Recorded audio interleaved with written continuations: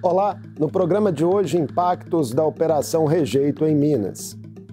As repercussões da ofensiva da Polícia Federal sobre empresários, lobistas e servidores públicos suspeitos de arquitetarem um esquema bilionário de corrupção, lavagem de dinheiro e crimes ambientais atrelados à mineração no estado.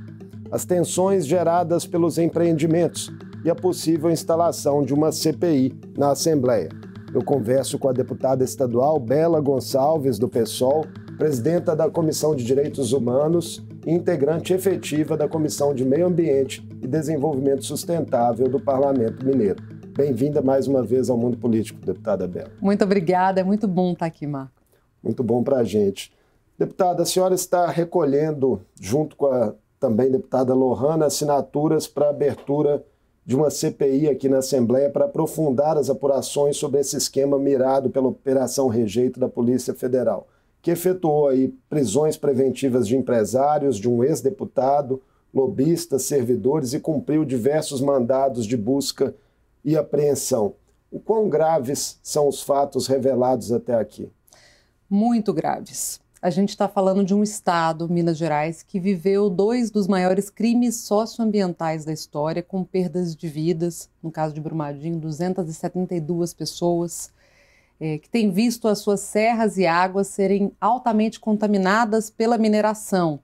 E há um clamor muito forte por uma fiscalização séria, que aconteça de uma forma isenta e que proteja o meio ambiente e as pessoas.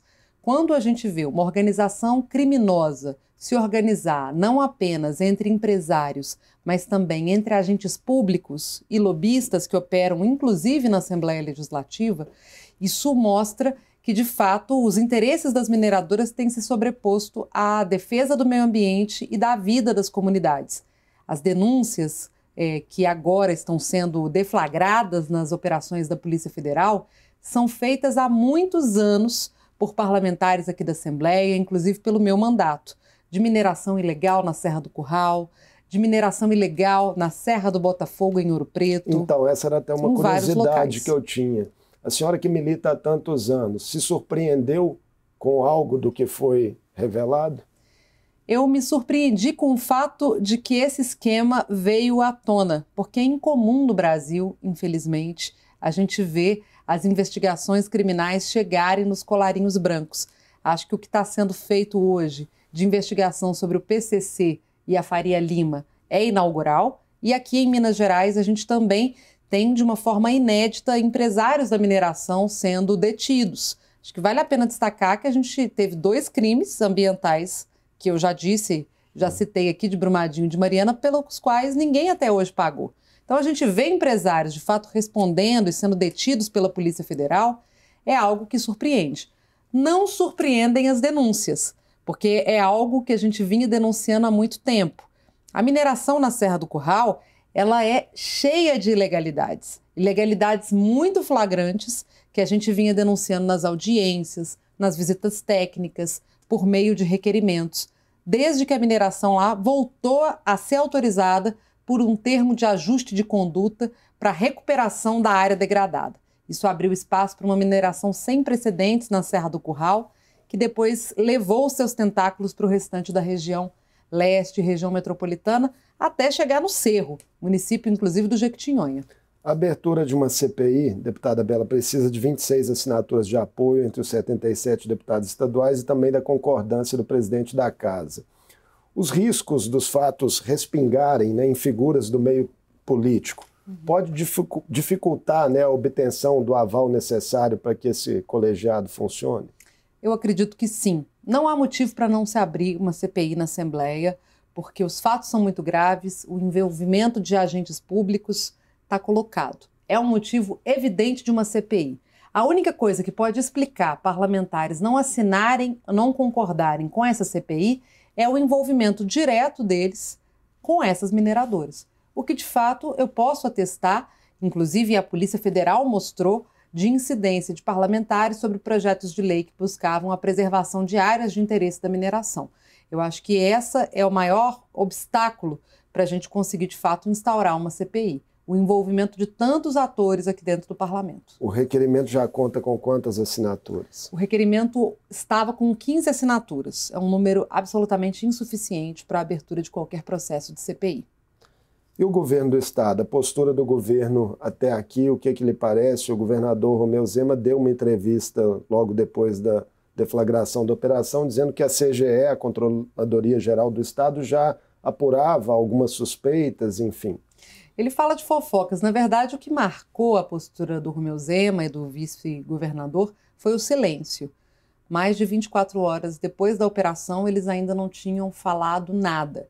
E quando vieram a público falar, disseram: nós vamos punir exemplarmente as pessoas envolvidas, mas o licenciamento ambiental tem que continuar intacto como antes. A verdade é que a reforma administrativa que o governador propôs no seu segundo ano de mandato favoreceu o ambiente para o cometimento desses crimes. De que Eu maneira? denunciei isso quando a reforma administrativa estava em tramitação. A Secretaria de Meio Ambiente era o órgão antes que fazia o licenciamento e a fiscalização de atividades, além de realizar a conservação de unidades, de matas e etc. Eles retiram a Fundação Estadual de Meio Ambiente da Secretaria de Estado de Meio Ambiente, dá para ela uma autoridade e uma autonomia, e nela coloca apenas cargos contratados, ou seja, não concursados, apenas comissionados. Esses comissionados deveriam atuar na agilização do processo de licenciamento ambiental. Eu disse que isso seria transformar a FEAM em um balcão de negócios do processo de licenciamento, porque você não teria que conectar o licenciamento a uma análise sobre disponibilidade hídrica, sobre danos ambientais e várias outras coisas. Vale a pena também dizer dos decretos que o Zema publicou pouco antes da operação. Ele publicou um decreto dizendo que se uma empresa é criminosa e comete um crime ambiental, ela não precisa resolver esse problema ou mesmo pagar as multas antes de entrar em outro processo de licenciamento. Ele fez também resoluções recentes do Copan que abriam espaço para mineração e outras atividades em zonas supersensíveis do estado, como a Serra do Espinhaço e a zona de amortecimento do Parque Nacional Cavernas do Peruaçu. Foram medidas muito recentes, promovidas pela Secretaria de Meio Ambiente. E aí, ele falar que a gente vai punir exemplarmente aqueles que foram descobertos, mas nós vamos manter a Secretaria enquanto um balcão de negócios, é um discurso, no mínimo, contraditório. Quem estava ali dando amparo para todas essas ações é a secretária de Meio Ambiente nomeada pelo governador. Mesmo com essas suspeitas, né, e fatos que a senhora traz, lhe decepciona o fato do requerimento da CPI não ter nem a unanimidade de assinaturas da oposição? Nós ainda temos esperança de que, em conversa, os líderes da casa possam compreender pela aprovação dessa CPI, porque eu acho que vai ser muito desmoralizante se a gente não conseguir abrir uma CPI aqui. Agora, existem outras medidas também que são importantes. Uma delas é destravar os projetos de lei que vinham sendo travados pela bancada da mineração nessa casa. Nessa terça-feira, né? Recebeu o parecer favorável na CCJ, um PL da deputada Beatriz Cerqueira, que cria um monumento natural da Serra do Curral. Abrangeria ali a área limítrofe entre os municípios de Belo Horizonte, Nova Lima, Sabará, Raposos, Brumadinho, Ibirité, Sarzedo e Mário Campos. Será que agora a matéria avança de vez na casa, deputada Bela? Precisa avançar. Esse é um projeto que estava citado no inquérito enquanto um projeto que essa quadrilha criminosa atuou para impedir a tramitação. Gilberto de Carvalho, que era um lobista muito conhecido aqui na casa, vinha negociando valores, inclusive, para obstruir esse projeto de lei. Mas há outros. Existe um projeto da minha autoria para impedir a regularização de empreendimentos por meio de TAC. O que é o TAC? Ele é um termo que vem ajustar uma conduta delinquente para tentar transformá-la em uma conduta legal. Teoricamente, você poderia fazer TAC em casos excepcionais. Só que no caso das mineradoras, o que estava virando? A mineradora se instaura de uma forma pirata, como aconteceu com a Gucci na Serra do Curral. A secretaria autua e, ao invés de embargar aquela atividade, ela regulariza ela de uma forma simplificada por meio de um TAC.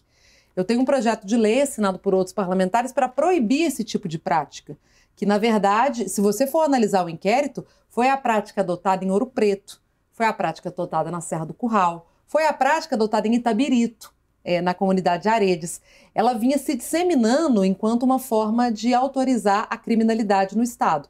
Esse projeto também precisa avançar. Tem também um projeto, acho que do deputado Dorgal, né, para criar um parque metropolitano da Serra do Curral. Exato. Poderia ser feito, de repente, um pacote assim, de propostas para avançar na casa em resposta? Essa é a minha proposta. Eu acho que a casa precisa responder com uma CPI e com a aprovação de um PEC de projetos ambientais que dão uma resposta à altura para a sociedade de que essa casa não tem rabo preso com as mineradoras e que, de fato, está comprometida com a defesa do meio ambiente. Essa é uma casa muito grande. Daqui saiu o projeto de lei Mar de Lama Nunca Mais, que promete o fim das tragédias envolvendo o rompimento de barragens. Eu acredito na capacidade da Casa Legislativa de se rever e conseguir aprovar esses projetos que, de fato, fazem a proteção do meio ambiente e atendem os clamores da sociedade pela proteção de áreas especiais, não apenas do ponto de vista ambiental, mas do ponto de vista patrimonial, simbólico. A Serra do Curral, ela é parte da identidade do povo mineiro. E aí vale a pena citar uma outra coisa que tem passado desapercebida, tá? Uma outra figura pediu exoneração no domingo à noite, poucos dias antes da deflagração da operação. Quem? O secretário de Cultura Leônidas. O secretário de Cultura Leônidas era quem estava segurando o tombamento da Serra do Curral há mais de 4 anos. A senhora pretende chamá-lo para ser ouvido aqui na Assembleia, de alguma maneira? A gente pode convidá-lo, mas como ele deixou de ser secretário, ele não pode ser convocado mais. Muito cômodo, inclusive, essa postura do secretário Leônidas. Ex-secretário, né? Como que a senhora viu a decisão da Justiça Federal de Minas Gerais de transferir os nomes apontados como cabeças do esquema, né, os empresários Alan Cavalcante do Nascimento e Helder Adriano de Freitas e o ex-deputado estadual João Alberto Paixão Lages, para o Sistema Penitenciário Federal de Segurança Máxima? É até uma decisão inédita em se tratando, né, de processos ambientais no Brasil, e o argumento foi de que eles estavam representando risco concreto às instituições judiciárias. Eu acho uma decisão muito importante porque as investigações ainda estão em curso e muita coisa, muito nome ainda vai aparecer. A Operação Rejeito, ela é uma das operações que a Polícia Federal vinha deflagrando. A gente tem a Operação Poeira Vermelha, tem a Operação Parcus, que ainda está em segredo de justiça, que envolve a mineradora Impabra, essa muito mais vinculada ao grupo Cedro. Então, a gente tem ainda nomes e situações para aparecer. Se esses empresários tivessem um acesso muito facilitado à informação externa, eles poderiam tentar destruir provas e impedir o avanço da operação. Então, o envio deles para o Presídio de Segurança Máxima é uma medida importante para proteger a investigação.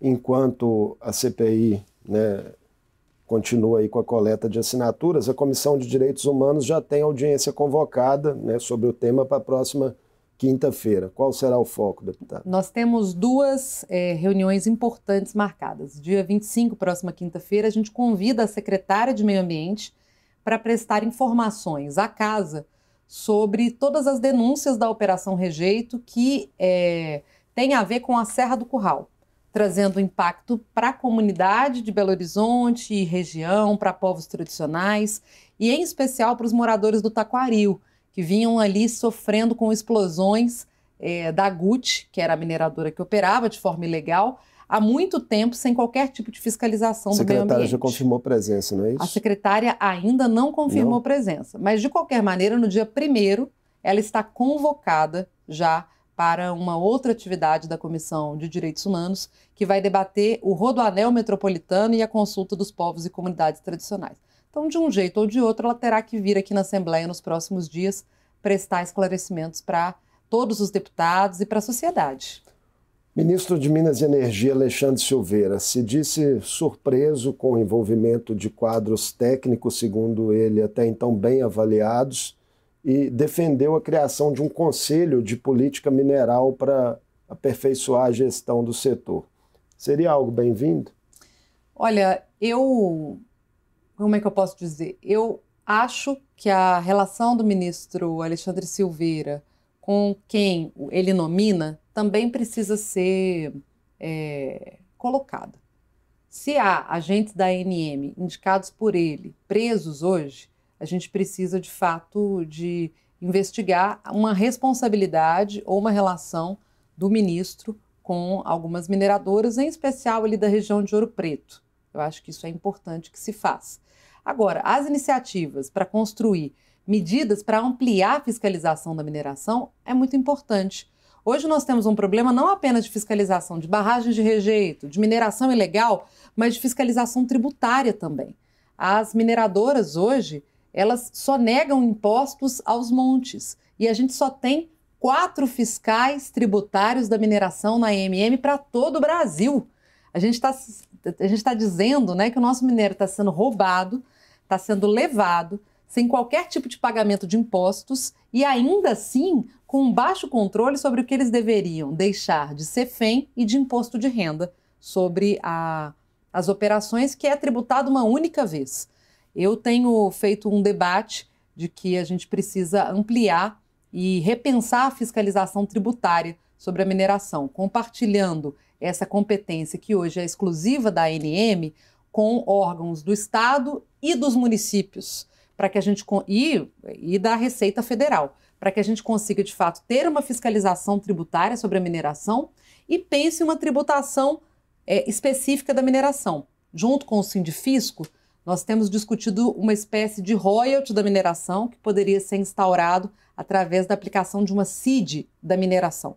É uma ideia inovadora, importante, que pode representar um incremento de renda para os municípios e para o Estado e, de fato, representar uma contrapartida maior da mineração para a sociedade. A operação, ela mostrou, foi a ponta do iceberg do problema e do crime que a mineração representa para o nosso Estado. Há muito tempo as mineradoras se infiltraram dentro do Executivo e do Legislativo para aprovar leis que os beneficiem de não pagar impostos, de cometer crimes e esses crimes compensarem, de destruírem o meio ambiente sem terem medidas exemplares de punição às pessoas responsáveis. Ainda nas reações, né, tivemos a da Federação das Indústrias de Minas Gerais, a FIENG, que em nota defendeu que o setor mineral não pode ser generalizado ou demonizado em função de casos pontuais que descumprem a legislação. O que lhe parece o argumento? Olha, eu acho realmente que não pode ser generalizado, mas o problema é geral. Eu que acompanho, assim como a deputada Bia, somos muito atuantes na parte de meio ambiente, a gente vê que é crime atrás de crime. A gente acompanha comunidades do Vale do Jequitinhonha, comunidades do norte de Minas, absolutamente massacradas por mineradoras, e quando a gente vai fazer denúncias, sequer uma fiscalização séria é feita. Quando é aplicada uma multa pela Secretaria de Meio Ambiente, essa multa não é paga. É dado um desconto de 50% e mesmo assim, se a mineradora não pagar hoje pelo Estado, ela tem o direito de licenciar novos empreendimentos. O problema é hoje mais de fiscalização do que de legislação? Os dois.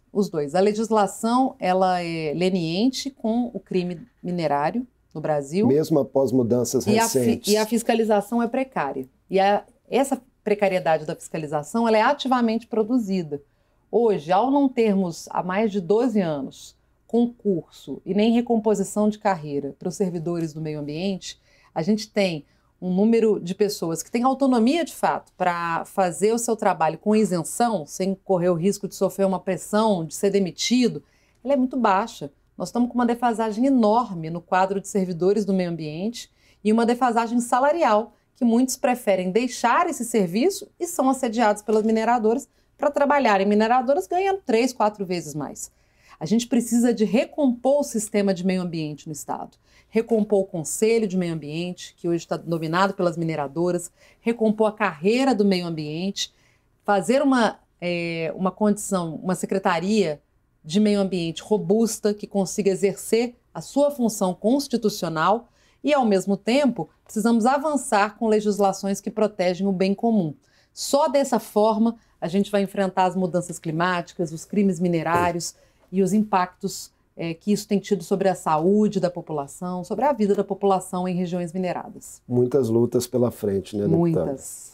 Agora, outro assunto também muito importante. A senhora está à frente do Fórum Técnico Minas Sem Miséria, que já teve início, né, para discutir e apresentar propostas para a elaboração do Plano Mineiro de Combate à Miséria. 2 encontros regionais já foram realizados na Zona da Mata e no norte de Minas, e há outros 3 previstos, um deles já nesta sexta-feira próxima em Uberlândia. Qual que é a importância, deputada Bela, desse instrumento de participação popular para o aperfeiçoamento da política pública? Olha, o Fórum Técnico, ele é um mecanismo extraordinário aqui da Assembleia para chamar as pessoas para construírem, de fato, políticas. Minas Gerais não tem um plano de erradicação da miséria. Embora esse plano esteja previsto em lei há muitos anos e embora exista um fundo, inclusive, para ser orientado por esse plano, ele não foi construído pelo Poder Executivo. Então, o Poder Legislativo, né, o presidente Tadeu, muito sensível, falou da importância da gente construir esse processo de participação popular em todas as regiões, trazendo propostas populares, legislativas e também do Poder Executivo local para a erradicação da miséria. Por exemplo, nós temos hoje políticas de enfrentamento à fome, como é o Programa de Aquisição de Alimentos associado às cozinhas solidárias. A gente precisa ter financiamento para isso através do Estado. A gente tem que pensar mecanismos para fortalecer o Sistema Único de Assistência Social, o SUAS, que hoje é muito subfinanciado pelo Estado, mas que cuida das casas de longa permanência de idosos, casas-abrigo para mulheres em situação de violência, políticas para a população em situação de rua. Tudo que tem que estar no orçamento. Tudo, né? Isso Isso tem que estar no orçamento. Existe hoje um fundo de R$1 bilhão, que deveria estar sendo usado para executar um plano de erradicação da miséria. Mas o fundo vinha sendo desviado e o plano não existia. Então, o nosso trabalho foi, primeiro, atacar o desvio do fundo, recuperando o Comitê de Erradicação da Miséria, que agora já está em funcionamento, para, em seguida, construir com a sociedade esse plano, para, dessa forma, a gente ter uma política continuada para enfrentar a fome e a pobreza. A gente não faz isso com políticas eventuais, assistencialistas, tem que ter planejamento, tem que ter rota para que as pessoas construam a sua saída de uma situação de extrema pobreza. São mais de 3,5 milhões de pessoas em Minas Gerais que vivem com menos de R$200 por mês. Muita gente, né? Muita gente. Mais de 10% da população do estado. Então, deputada Bela, está em curso também, né, além aí dos encontros regionais, uma consulta pública permitindo o envio de propostas para o plano também pela internet.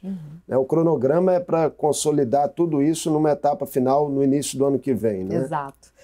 A gente está recebendo essa consulta pública pela internet, então você que tem uma proposta de mudança estrutural, eu quero falar como é que a cozinha solidária foi importante, como é que a moeda social foi importante, quero defender as políticas do Sistema Único de Assistência Social, mande para a gente na Assembleia, porque tudo isso vai compor o relatório que vai subsidiar a entrega de um plano de erradicação da miséria para o estado de Minas Gerais. Isso não é um plano de um governo, isso não é um plano de deputados, isso é um plano da sociedade para pensar um futuro em que a gente possa ver Minas Gerais sem ninguém passando fome, sem ninguém em situação de rua, sem nenhuma família em situação de vulnerabilidade. Isso não depende só do Fundo de Erradicação da Miséria, porque o recurso é insuficiente para lidar com 10% da população.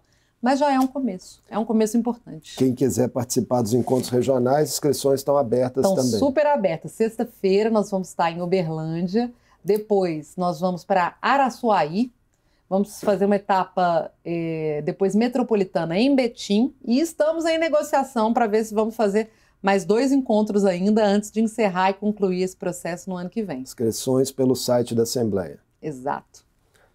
Para finalizar nossa conversa, deputada Bela, o PSOL, seu partido, está completando neste mês 20 anos do seu registro definitivo na Justiça Eleitoral, que foi no dia 15 de setembro de 2005.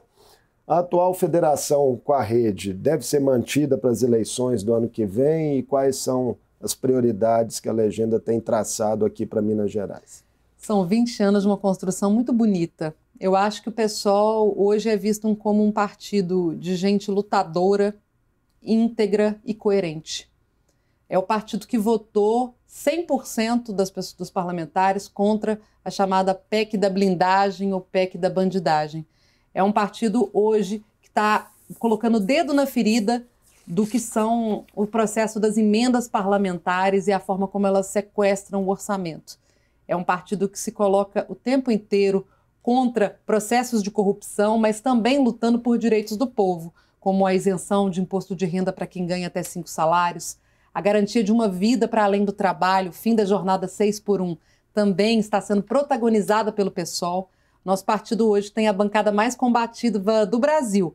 E eu acho que o primeiro plano nosso é ampliar a presença nos legislativos. A gente quer ampliar o número de deputados estaduais, deputados federais e queremos, quem sabe, ter uma senadora, um senador ou mais do PSOL. E a federação? Nesse sentido, a federação é muito importante porque ela ajuda a gente a compor e somar votos nesse objetivo. A rede tem uma trajetória também de luta socioambiental e um diálogo e tem votado conosco em todos os projetos. Não há contradição hoje entre a política da rede do PSOL nacionalmente e acho que juntos nós iremos propor uma senadora para Minas Gerais. Já temos um nome aí que é da companheira Áurea Carolina, uma companheira que foi fundadora também. Já foi deputada federal foi também. Deputada federal, foi muito importante no processo de construção do PSOL aqui em Minas e está sendo defendida aí como a nossa candidata, pré-candidata ao Senado por Minas Gerais.